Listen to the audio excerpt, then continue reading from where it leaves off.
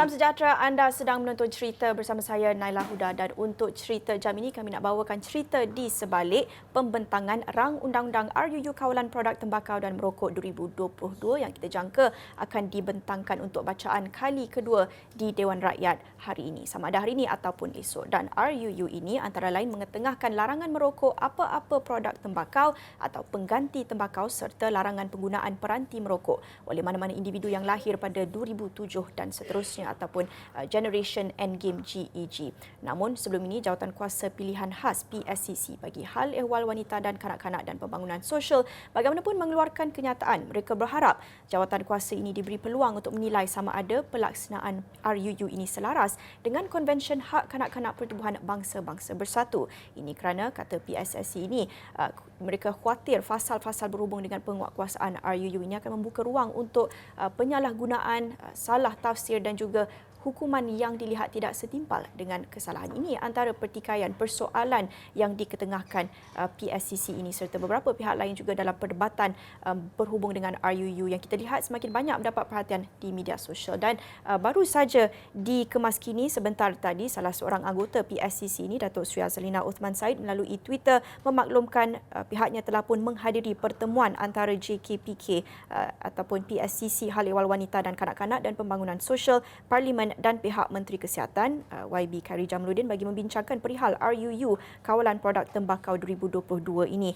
Baru saja dimaklumkan sebentar tadi dan kita juga menjangkakan pembentangan bacaan kali kedua sama ada petang ini dalam beberapa jam akan datang, yang pastinya akan kami bawakan secara langsung di Buletin Awani di 501 Astro Awani dan juga di platform-platform digital Astro Awani. Tapi pada jam ini, untuk cerita di sebalik berita RUU ini, kita ingin melihat di sebalik perdebatan yang kita lihat kebanyakannya tertumpu kepada aspek kesihatan dan undang-undang tentunya. Tapi kami juga nak bawakan perspektif yang sedikit berbeza, iaitu dari segi kepentingan hak asasi manusia, khususnya bagi hak kanak-kanak. Dan sudah bersedia untuk mengulas lebih lanjut bersama saya Profesor Datuk Nur Azia Muhammad Awal, mantan Pesuruhjaya Kanak-kanak Suruhanjaya Hak Asasi Manusia Malaysia Suhakam. Terima kasih Datuk sudi bersama saya dalam cerita jam ini. Pertama sekali, pandangan secara umumnya terhadap RUU Kawalan Tembakau ini dari sudut hak asasi manusia, bagaimana?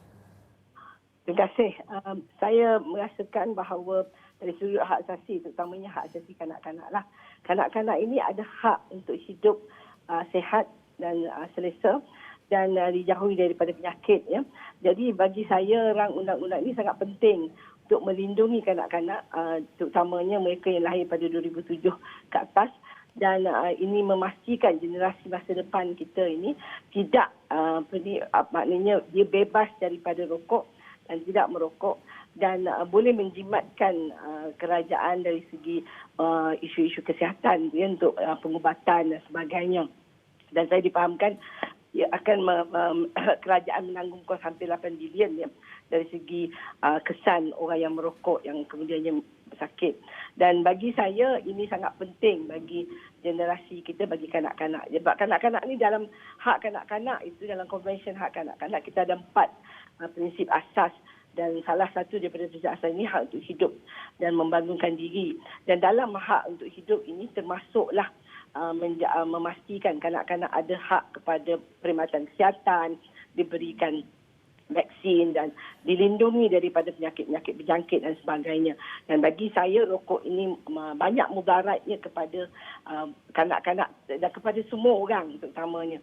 Dan kita dah tahu daripada kajian dan sebagainya, ia sangatlah membimbangkan. Dan dari segi itu, kalau kita melihat rokok ni bukan saja pada orang yang merokok, tapi orang yang duduk sebelah, pada ibu mengandung ya, menghidup asap rokok juga boleh terkesan.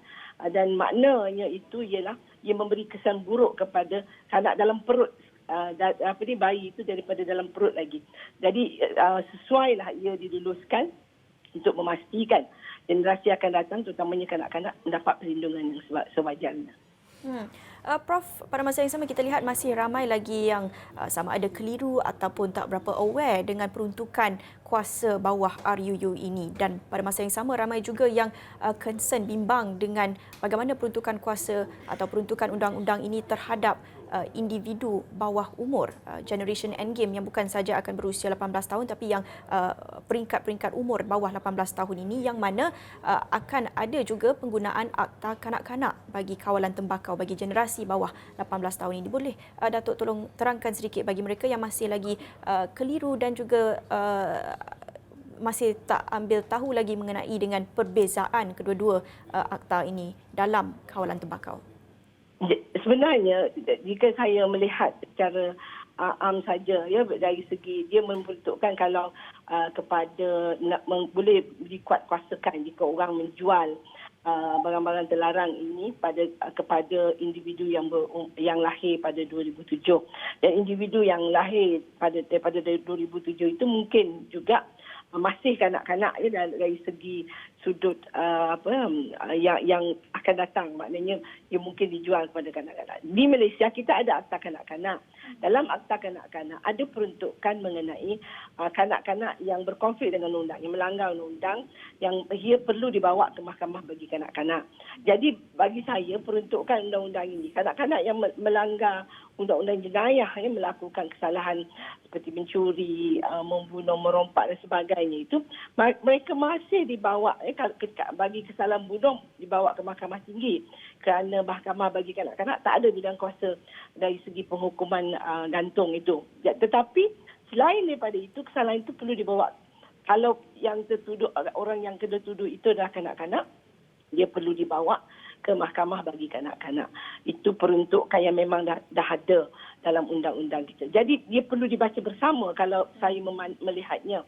Dan satu lagi ialah dalam akta ini hanya diletakkan denda, ya, untuk bagi mereka yang melanggar peruntukan ini bila ada penguatkuasaan nanti. Ini pun akan dikuatkuasa lepas 2 tahun yang saya difahamkan. Jadi dari segi itu saya merasakan perkara-perkara mengenai pendetailan itu boleh dibuat bylaws, boleh dibuat peraturan. Daripada akta induk ini, kita boleh adakan SOP-nya, adakan undang-undang tambahan yang boleh disangkutkan kepada peruntukan asas. Mungkin yang boleh kita harapkan daripada pembentangan rang undang-undang ini ialah menambah baik dari segi bahawa menteri ada kuasa untuk membuat peruntukan kalau ia terpakai kepada kanak-kanak. Dan saya juga nak komen bahawa kalau bolehlah kanak-kanak tidak didenda, tetapi sekarang ini kerajaan sedang melaksanakan program diversion. Dan saya rasa diversion ini sangat sesuai digunakan untuk kanak-kanak yang terlibat dengan penirokok dan sebagainya. Ya, boleh Datuk terangkan sedikit di situ hukuman versus pendidikan. Kalau bagi Datuk sendiri, bagi kanak-kanak dalam aspek kawalan tembakau ini, contoh-contoh didikan yang boleh disampaikan bagi mereka dalam aspek kawalan tembakau, cadangan Datuk? Buat masa ini, kerana rang undang-undang ini dah sebut dalam tempoh 2 tahun itu akan ada program ataupun pendidikan yang akan dilaksanakan dan juga memberi kesedaran kepada ahli masyarakat betapa bahayanya merokok dan sebagainya. Itu perkara yang saya rasa tanggungjawab Kementerian Kesihatan dan juga mungkin boleh dilibatkan Kementerian Wanita secara bersama untuk memastikan kanak-kanak faham kenapa kita meluluskan rang undang-undang ini. Yang kedua ialah ahli masyarakat semua bertanggungjawab memberi pendidikan. Ibu bapa terutamanya perlu memberi pendidikan yang betul kepada anak-anak bahawa rokok ini bahaya kepada kesihatan diri dan akhirnya nanti akan menyebabkan penyakit-penyakit tertentu dan ini boleh melibatkan ahli keluarga dan sebagainya. Jadi itu perkara yang jadi tanggungjawab kepada kerajaan. Dan dalam masa yang sama juga bagi saya konsultasi ataupun perbincangan 2 hala. Panggil kanak-kanak, tanya, terangkan kepada mereka kalau ini yang diperlukan, maka sebab dalam konvensyen kanak-kanak itu ada satu hak kanak-kanak untuk mereka dipanggil untuk didengar pandangan dan perbincangan mengenai apa yang sedang kerajaan nak buat. Itu saya rasa patut dilaksanakan. Dan selain daripada itu, saya juga merasa, sebab itu saya mencadangkan dari segi hukuman. Itu bukan denda. Denda tu kadang-kadang orang bayar saja tanpa merasakan bahawa dan dengan membayar dengan rasa marah Sedangkan kalau kita melaksanakan program diversion misalnya, perlulah mereka tahu bahawa mereka sebab diversion ini ialah mereka tidak dibawa ke mahkamah tetapi dikenakan tindakan tidak perlu membuat beberapa perkara, misalnya khidmat masyarakat. Bawa mereka ke wad di mana pesakit-pesakit kanser itu berada.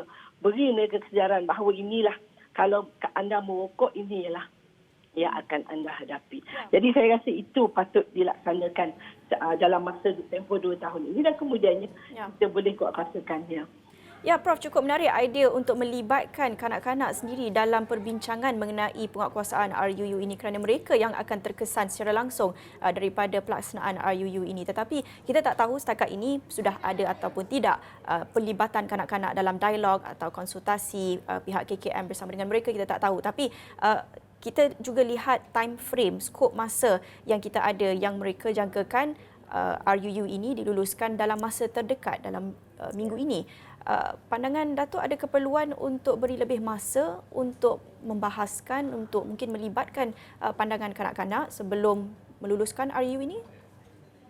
Pandangan kanak-kanak ini boleh dilibatkan semasa kita membuat peraturan. Saya tak nampak sepatutnya sebelum dia masa-masa penderafan itu mungkin boleh dipanggil. Mungkin Kementerian Kesihatan telah membuat konsultasi tersebut. Saya tak tahu.